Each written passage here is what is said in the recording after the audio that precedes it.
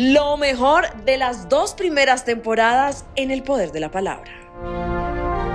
O sea que esa nueva humanidad, como tú haces referencia, es simplemente como un intercambio armónico entre las personas. Es un tema donde fluye la energía, donde empezamos a reemplazar un poco no, completamente la conciencia. Y donde todo se da en absoluto equilibrio. Donde no hay un plan, no hay mentira, hay un plan, no hay una expectativa de que hago esto para conseguir esto. Yo hago esto porque lo hago, porque soy esto, porque lo siento y porque es lo que ahora mismo se expresa a través de mí. No tengo idea qué va a pasar mañana. Entonces yo me pongo a danzar en el fuego, no porque quiero conseguir nada danzando en el fuego, sino porque celebro el fuego y celebro la vida alrededor del fuego. Y yo, o sea, es un disfrute permanente y constante. Haciendo lo que sea, ya esté cocinando, ya esté donde estés, con quien estés, estás en un disfrute, en un éxtasis porque estás en Dios. Entonces es la pura creación divina, todo el tiempo creando y creando, expresándose y manifestando. Pero no hay que llegar a ningún sitio, es que ya estamos. ¿A dónde vamos a llegar? Total. Aquí hablas también de las nuevas actividades o de las nuevas profesiones o de los nuevos artes, porque, a ver, para configurarlo, porque es que tú ya estás súper avanzada y yo tengo que como que traerlo un poquito sí, traducirlo un poquito. Pero en este momento vemos muchos médicos, vemos algunas profesiones como, no sé, recepcionistas, bueno, un montón de acciones que hacen los seres humanos y que a la final pueden llegar a ser reemplazados por artistas porque, ¿qué siento yo, Ama? Siento en la humanidad un nivel de frustración muy alta, un nivel de represión muy grande, porque siento que quienes, como te digo, que hay unos dones espectaculares, que hay unas habilidades, que hay unas personas que se pueden mover en el arte muy, digamos que nadar y fluir en el arte, pero no lo hacen porque simplemente están pegados, como tú dices, de este avatar, y entonces tienen que recibir dinero en el banco, y entonces tienen que, ¿sabes? Y hay un nivel de, es como que si la energía estuviera ahí, pero así, represada. ¿Cómo va a ser esta nueva humanidad a nivel de profesiones? Porque yo veo en la nueva humanidad como que las personas se pueden sanar a sí mismas. Es decir, que el médico, no sé si estaría reemplazado por algún sanador o no existiera. ¿Cómo sería? Yo creo que las profesiones van a seguir existiendo, todas, solo que nos vamos todos a reubicar en la profesión que verdaderamente somos arriba. Arriba me refiero en el mundo, en el cuerpo espiritual. Y todas las profesiones van a ser arte. El arte no es algo limitado al que pinta, o sea, es cómo llevo mi arte, mi manera de expresar la creación y la inspiración a esto que estoy haciendo, ya sea ser recepcionista en un hotel, porque se puede ser recepcionista en un hotel con mucho arte y que tú veas a Dios en esa recepcionista y que tú llegues al hotel y que sientas, wow, estoy en el hotel, porque está Dios recibiéndome en el hotel. De hecho, hay camareros que ya están siendo Dios, siendo camarero. No es un asunto de qué haces, porque volvemos a que lo que hagamos en el mundo de la forma es irrelevante. Es desde qué lugar, desde qué vibración lo estás haciendo. Si lo estás haciendo en pura conexión, en puro disfrute, en puro éxtasis, en puro servicio, ¿qué más da la profesión? Tiene que haber de todo. Tiene que seguir habiendo barrenderos en las calles, tiene que haber de todo. Pero qué bueno que el que sea barrendero disfrute tanto siendo barrendero porque está haciendo una labor de servicio por la humanidad, que esas calles estén brillantes todo el tiempo. Y qué bueno que la que sea masajista entre en un estado de trance haciendo masajes que canalice a través de su masaje, que te llegue esa frecuencia en tu cuerpo entero, sienta el masaje. O sea, eso es divino. Total. ¿Y la economía? ¿Cómo será?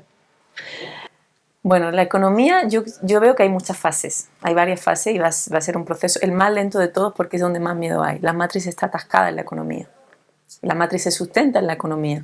Entonces, el mayor colapso, que va a ser el último, van a ser el económico y el político. Primero están viniendo los colapsos en la educación, en la sanidad, en la familia, las separaciones, los divorcios. Es como lo que aparentemente menos importa. Y sin embargo, todos esos 3 pilares, la educación, la sanidad y la familia, el núcleo, van a ser lo que arranca la nueva humanidad. Y lo último que llega a la nueva humanidad es la economía, porque es lo que menos nos importa. Una vez que estás en Dios, ¿tú crees que a ti te importa la economía? ¿Tú crees que a ti te va a faltar algo en algún momento? ¿Qué importa el dinero? Entonces, los que estamos vibrando aquí, el dinero y la política nos las trae al pairo. Lo que nos importa verdaderamente es las conexiones. ¿Cómo podemos generar núcleo de hermandad álmica más allá de la forma, más allá de la burocracia. Y por ahí hemos empezado. Entonces hemos roto los sistemas, las parejas, nos hemos divorciado, hemos roto con incluso nuestro núcleo de amigos, nuestro núcleo, todo lo que teníamos consolidado de la 3D, hemos roto con todo eso. Y ahora nos estamos reencontrando en familias álmicas, que vamos a crear comunidades, en misiones conjuntas, donde ya no existe la separación porque estamos todos totalmente unidos, aunque estemos en distintos puntos del planeta. Y desde esa base empezamos a construir cómo vamos a servir a la creación, cada uno estando en su lugar, en su perfecto lugar. Y entonces desde esa propia creación, la propia inercia te va llevando a cómo van a ser los intercambios. Porque tú tienes de una cosa, yo tengo de otro, pero es que yo tengo un don, tú tienes otro. Entonces yo necesito tu don, tú el mío.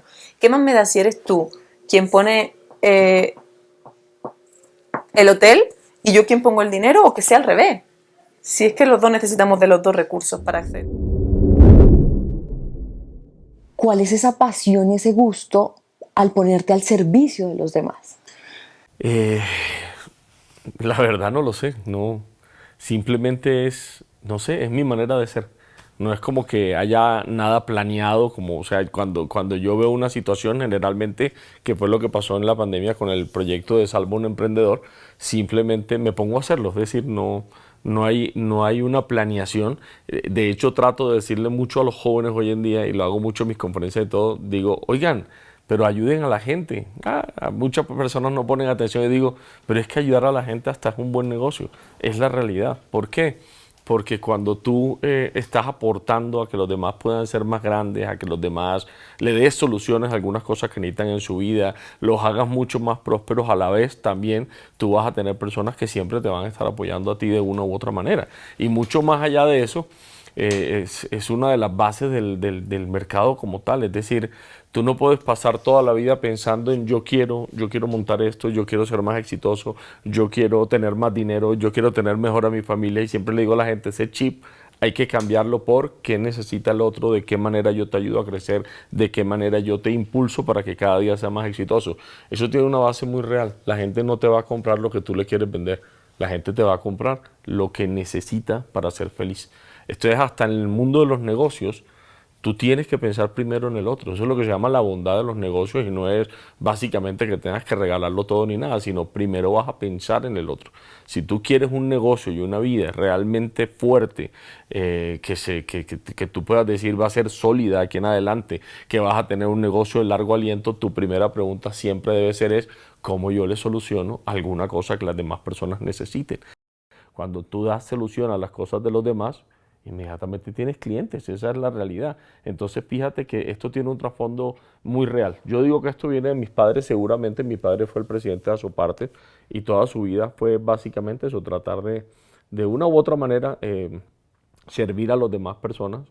Logró agremiar a toda una parte de la sociedad, pues para no decir agremiar a un gremio, que era el gremio de los transportadores y de los repuesteros y de los automóviles, y logró hacer algo muy bonito también por ellos. Entonces siempre digamos que eso está en nuestro ADN, y digo nuestro contando con el de mi padre también, y creo que mis hijos también lo tienen hoy en día. Es un tema simplemente donde vemos que podemos poner un granito, lo ponemos. No lo planeamos, no es como que digamos, no es como que yo me levante todos los días y diga, bueno, ¿a quién voy a ayudar hoy? No, simplemente toda mi vida está alrededor de esto. Es decir, cuando a mí alguien me viene a proponer un negocio, y siempre me pasa lo mismo, me dicen, Tulio, vamos a hacer tal feria o vamos a hacer tal negocio, mi primera pregunta es lo más normal, siempre te voy a decir, ¿y eso de qué manera va a beneficiar a las demás personas? Y algunas personas no me entienden. La gente me dice, no, pero nos vamos a ganar una plata. Y yo digo, no, pero antes de la plata, ¿en qué va eso a beneficiar a las demás personas?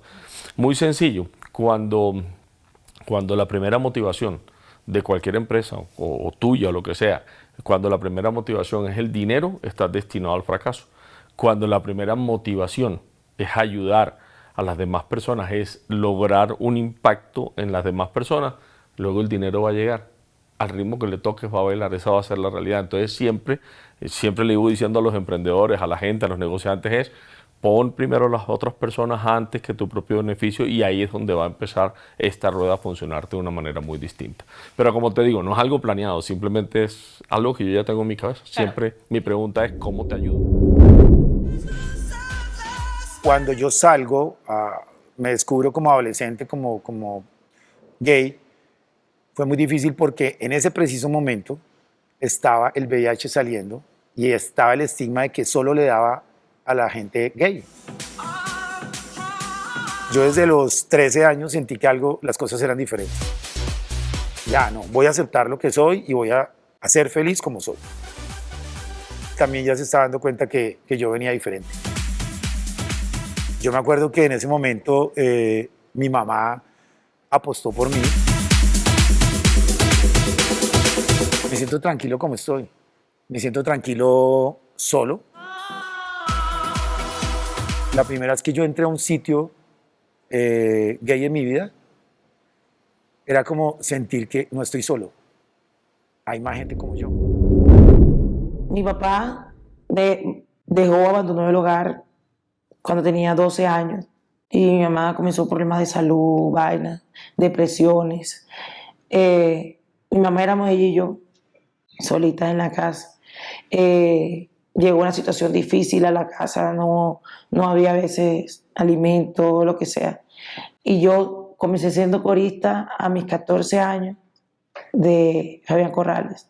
Y el asusto de tú tener una hija de menor de edad, que hace una peladita a tardes horas de la noche cantando, o que te vayan a hacer un daño. O sea, yo me imagino que ese era su pensamiento en ese momento. Pero también hubo como que si no me vas a hacer caso, entonces no esté en el Hotel Mama. Haga su vida como tenga que hacer. Y yo tomé la decisión de que, si tú no me quieres aceptar con mi música, yo me voy. Yo a Edgardo lo conozco siendo los dos presentadores de Al Rojo Vivo, porque él presentaba a veces en El Rojo Vivo y yo presentaba el noticiero de la madrugada. Nos mandan a la cárcel de Miami a cubrir una historia, a los dos. Y como yo era experta en narcotráfico y en crimen, él me tuvo que venir a preguntar a mí cómo cubrir la historia. Y Edgardo me llevaba 18 años y él con ese ego, ¿no? Me dice, bueno, a mí me mandaron a hablar contigo que eres tan chavita, a ver tú qué sabes de la noticia. Y yo le expliqué absolutamente todo y él me dijo en ese momento que él quedó enamorado de la explicación que le di y él pensó que yo no sabía, que lo estaban vacilando, que era mentira que yo sabía tanto de noticias. Claro, nosotros, al ser un canal local, porque yo presentaba Telemundo Miami, uno del canal local sabe un poquito más que el canal nacional, porque te toca empaparte de la noticia. Todo el tiempo, y estás con esa fuente. Y yo con esa fuente, y con ese conocimiento en leyes. Y ahí fue cuando conocí a Edgardo en la cárcel. Bueno, de pronto quienes nos están viendo no entienden. Yo soy la corresponsal de Telemundo en Colombia hace casi una década y trabajo para uno de los shows, pues digamos que con más rating o más importantes de Telemundo Nacional, del network, y conozco a Edgardo sin saber que Edgardo, o sea, me mencionó que estaba saliendo contigo, pero pues no contigo, sino con una colombiana, y no me imaginé que se fuera a dar todo eso, que ustedes se fueran a casar tan rápido. O sea, fui como la primera en saber el chisme, pero sin imaginarme todo lo que pasaría de ahí en adelante. Entonces de ahí en adelante empieza un noviazgo. A Edgardo lo trasladan a Nueva York. Cuando lo trasladan a Nueva York yo decido renunciar a Telemundo, me mudo con él a Nueva York, me caso y a los 14 días le dicen que le quedan 11 meses de vida. ¿Tú cómo tomas esa noticia, Caro? En shock. Tú estás súper enamorado. Enamoradísima, el amor de mi vida. Pero aparte, Caro, yo creo, a mí la gente me pregunta por qué a mí no me dio duro la noticia. Y yo digo, no es que a mí no me haya dado duro, pero ahí es donde el periodismo te sirve. ¿Sabes por qué? Porque nosotros los periodistas, y quien no es periodista quizás no lo comprende, uno de periodista está siempre listo para el breaking news, es decir, para la última hora. Y uno de periodista cuando le dan una noticia tan fuerte, lo único que tiene que hacer es resolver. Entonces cuando a mí me dicen a su marido le quedan 11 meses de vida, yo mi mecanismo de defensa fue, ¿qué tengo que hacer? Entonces yo dije, ¿qué es lo que necesito hacer? Llamar a un abogado, hacer un testamento. Fue lo que inconscientemente dije. Por mi currículum en leyes, un testamento, primero. Segundo, llamar a la familia a avisar, ¿no? Tercero, ¿cómo me tengo que preparar? Cuarto, ¿qué tiene él? Porque yo estaba recién casada, llevaba 14 días de casada. Uno no sabe con quién se está casando. O sea, uno no sabe el novio que tiene. Uno sabe que tiene el esposo, pero yo no sabía ni el cuánto ganaba, ni si él tenía banco, si no tenía banco, su hija, él tenía una niña. Avisarle a la niña, avisarle a la mamá de la niña, avisarle a mi suegra. avisarle a sus jefes, avisarle al abogado. ¿Qué hago? ¿11 meses de qué? ¿Qué hago? Además que yo creo que algo que acabaste de mencionar que me parece súper importante tocar y es que, porque nunca me había tocado un periodista, en el poder de la palabra, que nosotros como periodistas también, lo último que perdemos es la esperanza. Es decir, un periodista tú le dices algo y es hasta que no vea que el edificio realmente se cae, no puedes dar la noticia de que se cae. No. O sea, tienes la esperanza hasta el último momento, estás a la expectativa, pero si no ocurre, te tienes que quedar Yo callado. tenía solo que solucionar. Yo tenía que solucionar, llamar a las trincheras, o sea, llamar a todos sin dar la noticia. Organizarme sin dar la noticia, o sea, organizar, primero llamar al abogado que tengo que hacer, y después sentarme a dar la noticia. Entonces, fue resolver, nunca me pude por sentar a llorar. Edgardo se murió, yo todavía no había llorado. De los 14, Edgardo duró 16 meses de los 11 que le dieron. A él le dieron 11 meses, él duró 16 meses. Yo nunca lloré. Hasta después de meses de muerto, un día me levanto y no lo veo. Y digo, ¿qué pasó aquí? Y ahí ya empieza el duelo, ¿no? Entonces, bueno, que esa es otra etapa bien importante que después me dediqué a estudiar. Pero claro, es un proceso en el que yo me pregunto a veces y digo, a mis 35 años, ¿quién ha vivido eso? ¿Cuántas personas hay viudas a los 35 años? ¿Cuántas personas han vivido esto para contarlo? ¿Por qué y para qué me pasó a mí? Que soy una figura pública y que hoy puede contar. Para ayudar a gente. Yo tengo dos opciones. Volverme la víctima y ponerme a pedir limosna. Yo tenía esa opción porque me había quedado sin nada, porque yo no tenía trabajo, porque me dediqué a cuidarlo, porque había renunciado a Telemundo, que era mi profesión. O decir, ¿para qué me está pasando esto a mí? ¿Por qué no le pasó a Pepa Pérez y me pasó a mí? ¿Qué es lo que yo tengo que venir a enseñarle a la gente? Y mi vida cambia completamente. Entonces, durante su enfermedad, la cuenta que te contaba yo que hice de nutrición, empiezo yo a documentar qué era lo que le pasaba a Edgardo.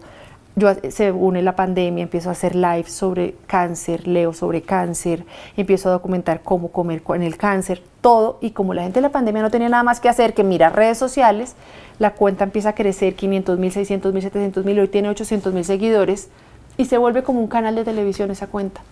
Y hoy en día tengo un libro, una línea de suplementos, no trabajo para ningún medio de comunicación de televisión, tengo un programa de radio para W Radio basado en salud y bienestar, y hoy en día soy una persona independiente que se dedica a llevar un mensaje de sanación y de esperanza para viudas, para personas que están en estado terminal y para ver la enfermedad desde otro punto de vista. O simplemente como la frase del que el que peca reza empata. Entonces como que esta sociedad, que no es solamente Colombia, que no es solamente América Latina, que realmente estamos hablando casi del 90% del universo funciona de esta manera. Y te entiendo tanto porque esto es muy incoherente, digamos, en el sentido para un niño puro, para un niño que tiene un concepto distinto de la humanidad, de una lógica diferente, porque si tú le pones lógica al mundo es muy fácil. Si tú no quieres hacer algo, pues no lo haces.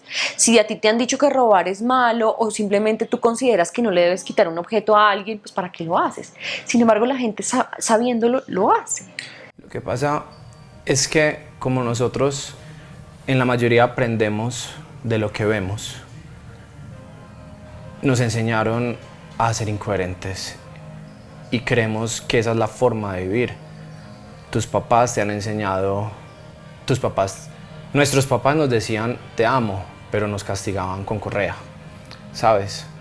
Nuestros papás nos decían hay que ser felices y los veíamos constantemente tristes. Entonces como que uno aprende a jugar un juego equivocado y es el juego de decir y no hacer.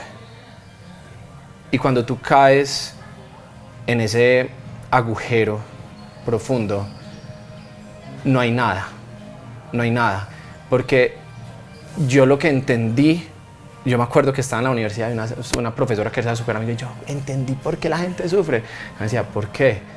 Porque es que uno piensa una cosa, dice otra cosa y hace otra cosa. Y yo decía, hasta que no sincronicemos lo que pienso con lo que digo, con lo que hago, todo va a ser caos. Y desde ese momento hice un compromiso para buscar la coherencia. Claro que todavía hay muchos momentos donde digo, pucha, fallé constantemente, pero si uno tiene como norte la coherencia, la felicidad es el destino asegurado. Que es difícil. Y te lo digo como adulta, como periodista, como medium, resulta ser difícil. Tienes tantos compromisos sociales. Hace poco escuchaba a alguien y decía, yo no puedo creer que llegué a la Tierra a pagar agua y luz. Si es esto, gracias, devuélvame. O sea, empezamos a entrar en una dinámica social que, a pesar de que tenemos la opción y el libre albedrío de decir, me salgo de aquí, termina siendo muy difícil, y a veces te dejas llevar por este oleaje de lo repetitivo, de la economía, de tantas cosas que uno dice, ¿cómo me alejo? O sea, yo quisiera, ¿y cómo lo hago?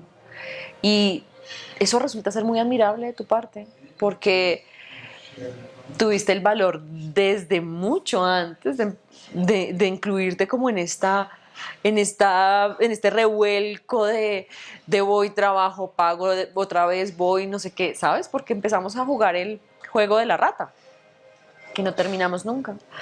Entonces es difícil tomar la decisión, como también es difícil ejecutarla. ¿Cómo lo hiciste? Como mi bandera fue la coherencia, hay que entender también que ser coherente no es siempre pensar igual, sino ser coherente en un mundo donde todo cambia constantemente es permitirse cambiar. Eso es coherencia. Y la gente a veces se aferra tanto a su punto de vista porque le genera una identidad que no se abre al cambio. Entonces tú dices, es que soy coherente con lo que creo. Pero el problema es que lo que crees todos los días puede cambiar y debería cambiar. Porque es que lo único que es permanente es el cambio. Y eso también aplica de uno mismo, de lo que uno cree que es uno mismo, de sus creencias. Y una de las creencias bases que nunca te van a permitir lograr ser realmente tú es el miedo. ¿Cierto? Es que no necesitamos cadenas externas cuando estamos completamente presos adentro. Y hay que entender que esa prisión está hecha de miedo y culpa. Y hasta que las personas, o sea, no sirve de nada que tú trabajes en todo lo que quieres lograr afuera porque te parece coherente, si no trabajas en soltar esas cadenas, trabajar en tus miedos, liberarte de la culpa. Porque es que nos sentimos culpables por ser nosotros mismos, por querer caminar como nosotros queramos caminar. El tema de la ambición, de querer más, ahí sí, como se dice, rompió el saco y empecé a hacer cosas que nunca imaginé, ni mi familia imaginó que de pronto yo llegara a hacer, porque por la vida que llevaba y el querer estudiar y superarme, pues mis papás siempre vieron la chica que va a surgir, que va a estudiar, que va a tener lo suyo, que va a progresar, pero bien, y nunca vieron como que en algún momento estuviera involucrada con algún grupo o algo ilícito, en fin. Mi hijo cumple 18 meses, creo que Emilianito fue la primera parte que Dios me envió como para empezar a cambiar cosas en mí. Entonces la vida descontrolada y todo eso que llevaba ya había cambiado. Ya era la mamá soltera de Emiliano que tenía que salir adelante por él, pero aún así no me dejaba de separar como del vínculo que tenía con la droga o con lo que hacía, y empecé a querer más para que Emiliano estuviera bien, para poder adquirir una casa, un apartamento, para tener donde meter la cabeza, para poder seguir estudiando en la universidad, porque pues eran muchas cosas juntas, era ser mamá, era pagar la renta, era estudiar, era salir adelante. Entonces empecé a involucrarme cada vez más y más y más y más hasta el día de mi captura, un 27 de noviembre, muy a las 6 de la mañana. La policía llega y me arresta y me separan de mi bebé. ¿Qué sientes en ese momento? Uy, no.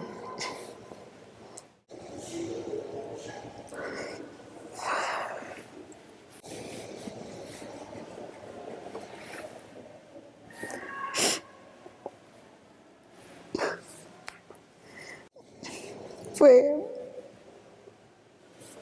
algo realmente duro. Impotente. En el momento justificaba como lo que hacía. Solo pensaba en él. Lo único que le pedía a la Sijín era que no me arrestara delante de él. Era ver un niño de 1 año y 8 meses llorando, que no me fuera. Fue tremendo, fue demasiado duro. Creo que ahí empezó una nueva historia. Gracias. Ahí empezó una nueva historia, porque Emiliano siempre habíamos vivido los dos, entonces no estaba acostumbrado a ver terceras personas. Con el tema, digamos, de la universidad, era una señora que me lo cuidaba mientras estudiaba y en el día pues él estaba en su jardín, pero nunca acostumbrado a dormir con alguien más. Emiliano tenía un sonido muy particular en la noche cuando me pedía seno, que era así. Entonces yo sabía que tenía que lactarlo y fue duro. Mis 3 primeros meses escuchaba todo el tiempo.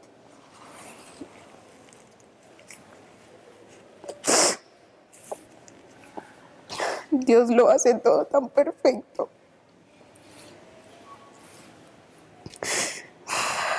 Porque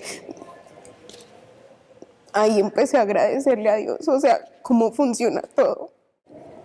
Porque hasta que no nace tu bebé, no empieza, no empieza a generarse la leche. Y yo decía, Dios mío, empezar, saber que era otra persona que lo iba a cuidar. Saber que todo esto había sido producto hasta de mi egoísmo por quererlo separar como el papá y decirle a él que no importaba si no quería responder, que yo iba a seguir con él, pero saber que todo esto me hizo recurrir a él.